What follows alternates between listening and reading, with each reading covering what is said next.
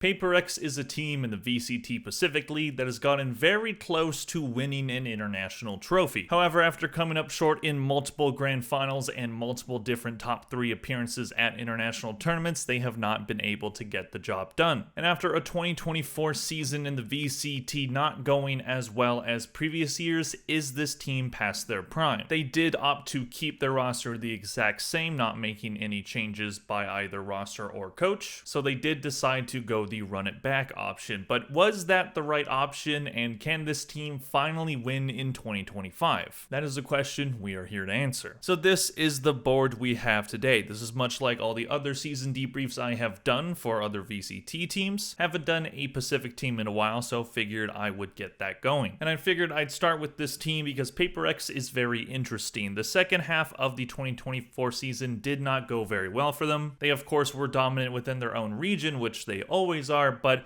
they were not able to have very good placements at internationals outside of that very first Madrid run. Their 2024 placements go as follows. At kickoff in the Pacific region, they did place second, losing in that grand finals to Gen G. But that didn't really matter too much because Madrid was a Swiss stage and every team was in that Swiss stage. There were no buy-arounds, so it wasn't really a huge deal that they didn't get first in the region. But it did show that this team in Gen G might actually have something pretty good this year. So they end up going to Madrid, and at Madrid with Moniet in instead of Jean, they actually performed pretty well. They did lose their first match of the tournament, but they were able to beat both EMEA teams to make it to the top 4. Unfortunately for them, they could not win in the rematch against Gen G. Gen G did go on to grand finals. So PaperX were sent to the lower bracket, had to beat Loud, but could not beat Sentinels to make it into the grand final. So for the third VCT international tournament in a row, this team makes it to the top 3. They did it at Masters Tokyo, they went to grand finals at Champions 2023,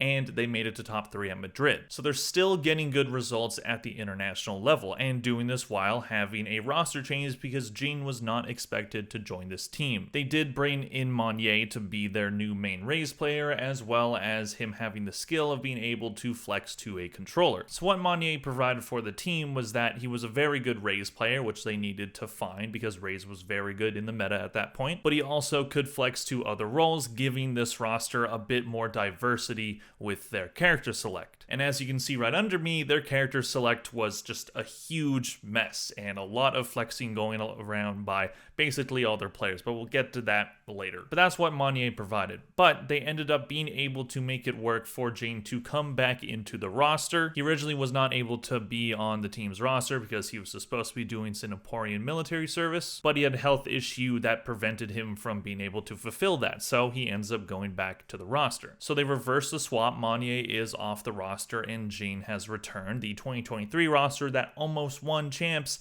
has been reunited. And at first this seemed like a really good thing. There was a bit of concern that maybe Jean was gonna, get into a slump right away, but the team did perform quite well. Jean didn't look like he skipped much of a beat, and the team did end up placing first in stage 1. So they end up reclaiming their top spot in their own region, beating Gen G to be able to be that number 1 seed, which means at Masters Shanghai, PaperX, along with every other top seed, was able to choose their opponents that made it out of the Swiss stage. But my main concern with how that format worked is that yes, these are the top seed teams. They should be the best teams, quote unquote. So then being able to wait for these teams to make it through the Swiss stage, that might give them some competitive advantage because they have more rest and, they get to see how these teams work. But it also means that the teams that were playing in the Swiss stage are a lot more warmed up than the teams that have just been waiting. And a lot of those top seeds lost, including PaperX, who chose G2 to face against. PaperX thinking that their high-flying W gaming style of Valorant would be able to beat the slow, more methodical version of Valorant that G2 plays. They were sorely wrong about that. G2 system just completely outplayed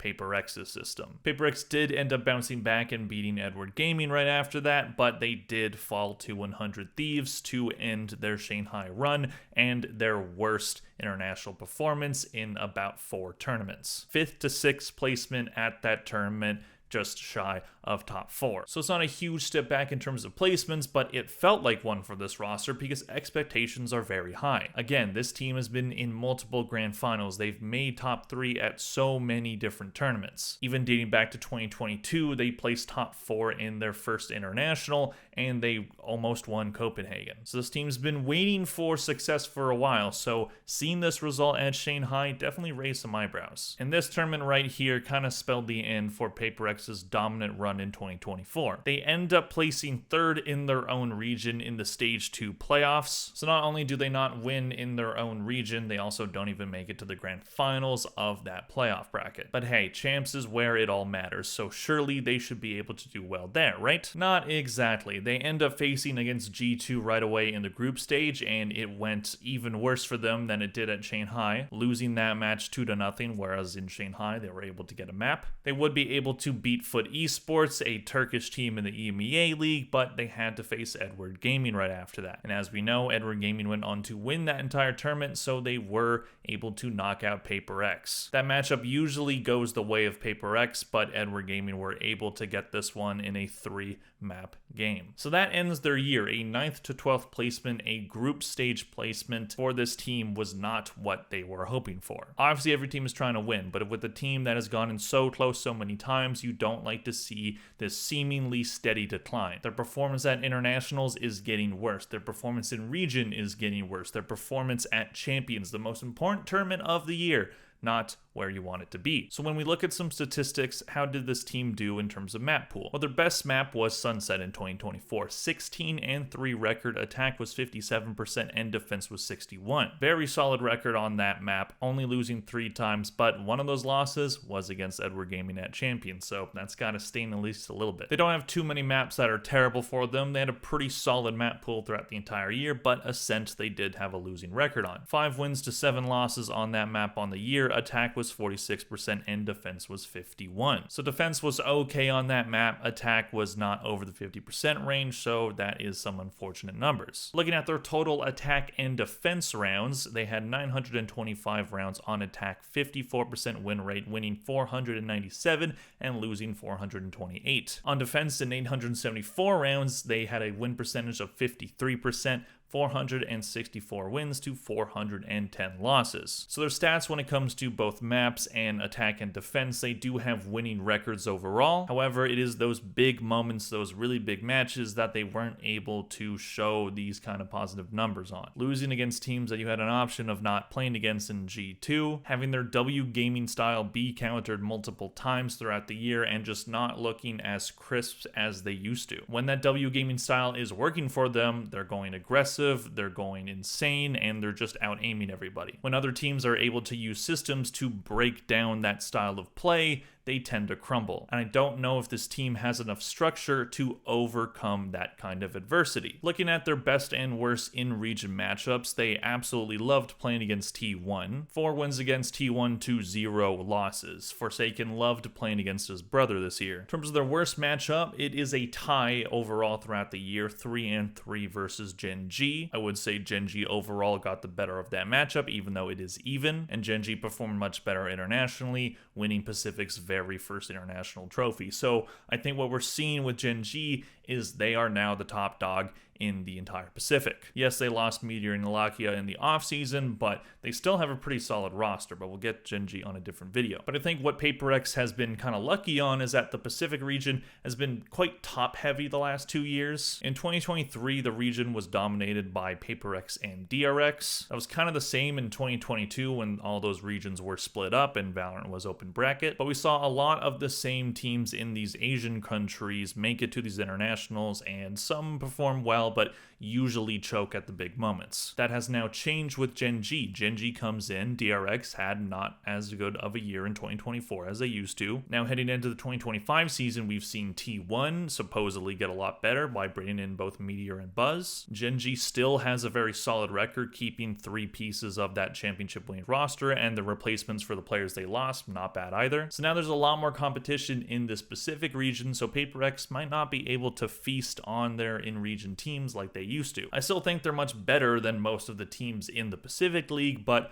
again, it's gonna be tough when, the first tournament of the year in Bangkok only has 2 slots. PaperX has to make the bet that the roster that they have kept for 2 seasons now, heading into its 3rd, is going to be able to keep up the consistent play to be the top dog in the region like they have been. So now we're gonna look at the roster and look at each player's stat line for the entire year. One thing I've already pointed out, and what you've definitely noticed as soon as we got to this board, is these players played a wide variety of characters. And my main problem with this is while players like Forsaken can find success on many different kinds of agents, that's what he's been known for, you can't have every single one of your players be a flex player. That just doesn't work for me. To me, this roster last year at least seemingly had a jack of all trades, master of none type vibe, where these players were playing all these different kinds of roles, some having more success than others, many talking about Jane and his flexibility with this character pool. But I think overall, if you have this many agents being played,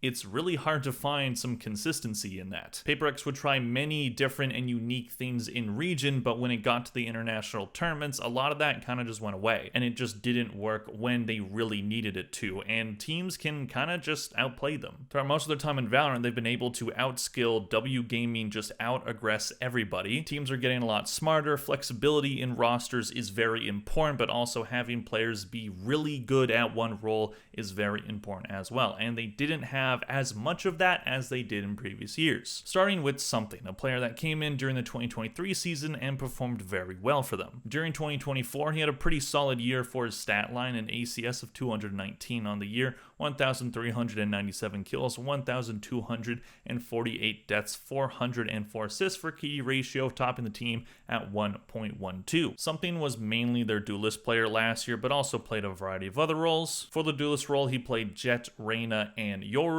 and for the initiator role, he played Gecko, Fade, and Breach. Something on Initiator wasn't nearly as successful as him on Duelist, but with the meta kind of moving away from Jet in 2024, with agents like Raze and Neon being much more important, Something's value kind of dropped a bit in 2024, even though he still is a supremely talented player. We'll see if they keep trying the Something on Initiator in 2024. I assume they will, because his play did get better on that role throughout the year. At first, his Gecko looked really rough, but he definitely improved that overall. But I don't know if this is a situation where you're moving him off of a role that he's very skilled at in Duelist, but he's not exactly going to be your main dive duelist, because Jane is with the Raze. But then you have the question of Neon. If Neon doesn't get nerfed into the ground, which I hope she doesn't, is she still going to be, important enough to team comps where you need a player to be on that agent in a lot of different situations? Do they have a player that can play really well on Neon? Jane did play that character, as we can see, but he mainly plays Raze,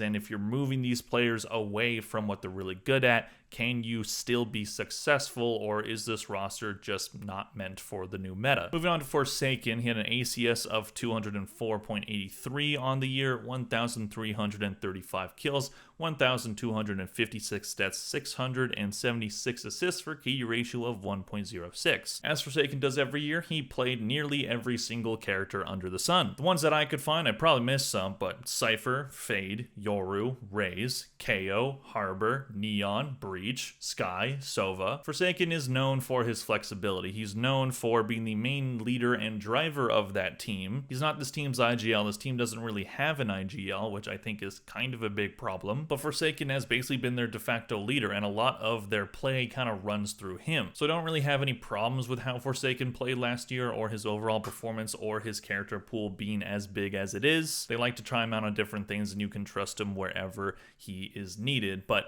I think overall, we're going to need these other players to not try to be Forsaken lights. Moving on, we have Devi, who had an ACS of 193.66, 1,260 kills, 1,184 deaths, 684 assists, for a KD ratio of 1.06. During the year, he played Sky, Viper, Omen, Sage, Killjoy, and Fade. Devi is one of those players that you can trust in multiple other roles. Definitely loves playing the Sky as well as the Viper. Sky did get nerfed at the beginning of the year, so that definitely didn't help Devi's performance, but he still pushed through and looked pretty good for most of the year. Much like Forsaken, I don't really have a lot of complaints about Devi. I don't think he's the problem on that team. He's consistent. He can also do a good job at flexing. I think maybe they should try to keep him on, maybe Initiator Smokes Flex for most of the time, and you can trust him on Sentinel as well. We'll see how Device 2025 season goes, but again, I might like to see some of these character lists get a bit smaller. Moving on, we have Jhin, who was a big point of conversation in the 2024 season. He rejoined the roster, he looked really good individually, but the wheels did start to kind of fall off for Jhin as the year went on. His overall stats are pretty good. He had an ACS of 221, which is the most on the team. Granted, he did play 2 less tournaments than everybody, joining after Madrid. So in total, he had 967 kills, 894 deaths, 329 assists for KD ratio of 1.08. On the year, he played Raze, of course, but also played Sage, Reyna, Neon, ISO, Clove, as well as Phoenix. One of the main complaints I heard about Jhin was the fact that his character pool is a bit shallow. He's mainly just a Raze player, so a lot of people want him to get better at multiple different roles and agents, and I think if he picks up Neon, like I was talking about earlier,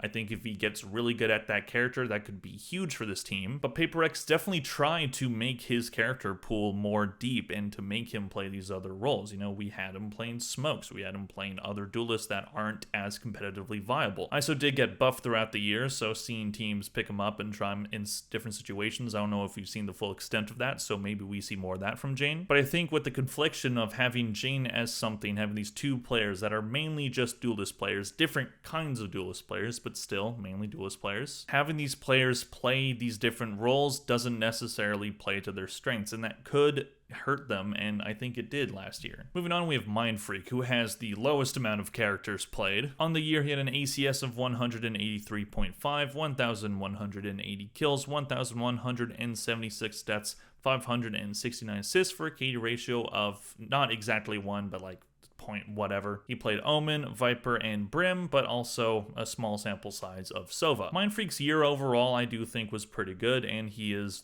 just one of the more reliable players on this roster just by the fact that he just mostly plays one role. So I do like that they have a player like this, just a traditional, regular, run-of-the-mill Smokes player that can be quite good in the role. So when you look at this roster, who is the problem? What is the main problem? Why can't this team put it all together? I think the main problem with this roster is the fact that they don't have a set IGL. They can all mid-round, there is communication between these players, there are a lot of talkative players, but I think overall, if they have somebody to rein this team in, to keep this team disciplined, to keep this team at least somewhat structured. Alex, as a coach, has been trying to do it for years, and he is helping shape this W gaming style, of course. But you see how frustrated he gets. That desk just takes a beating when this team is playing. So maybe if instead of keeping their roster exactly the same, they maybe swapped out one of these players for a set IGL, maybe this team would be better off. Maybe if you had a leader that can keep this team from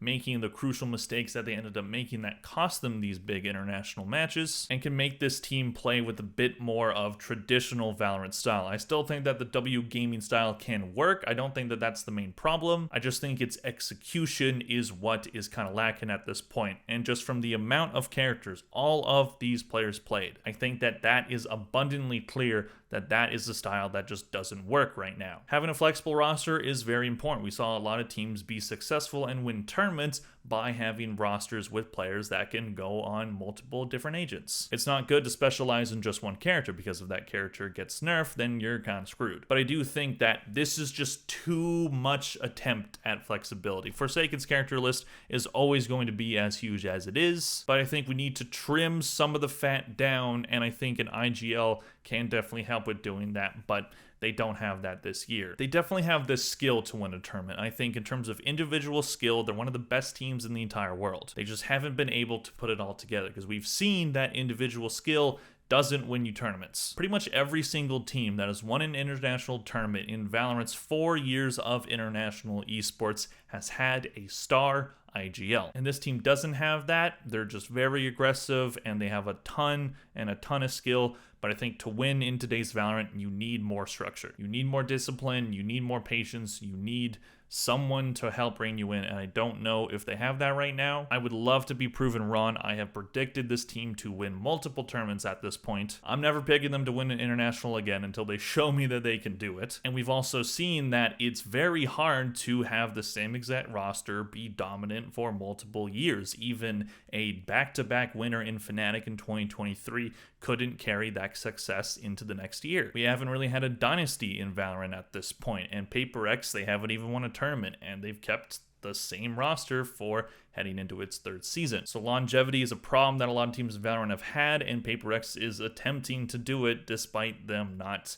being able to win a tournament. So I don't know if it's the right move. Again, I think they have the skill to win. I just don't know if they have every piece that they need. Please let me know in the comment section down below, what do you think of PaperX's chances next year? Do you think this team is going to dominate and finally win an international trophy, or is their prime days over? Please click like and subscribe if you enjoyed this video. Thank you all very much for watching, and I'll see you guys in the next one.